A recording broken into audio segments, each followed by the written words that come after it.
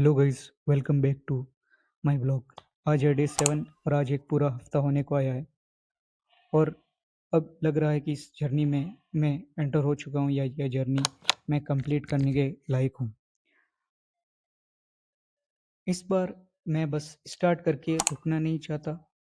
पहले भी कई बार शुरू किया था पर कंसिस्टेंसी नहीं बन पाई। लेकिन अब माइंडसेट चेंज हो रहा है। अब फोकस सिर्फ एक चीज़ पर है, वो है कंसिस्टेंसी बनाए रखनी है और इस चीज़ को कंटिन्यू रखना है जब तक कंप्लीट ना हो जाए ये चैलेंज और ये टास्क। आज वर्कआउट भी किया, साथ में स्टडी भी की, क्योंकि मुझे सिर्फ बॉडी पे नहीं अपनी लाइफ पे भी ध्यान देना है या और इम्प्रूव करना है अपनी लाइफ को। हर दिन परफेक्ट होना ज़रूरी नहीं, पर हर दिन एफर्ट देना ज़रूरी है। Thank you. बने रहिए हमारे ब्लॉग में।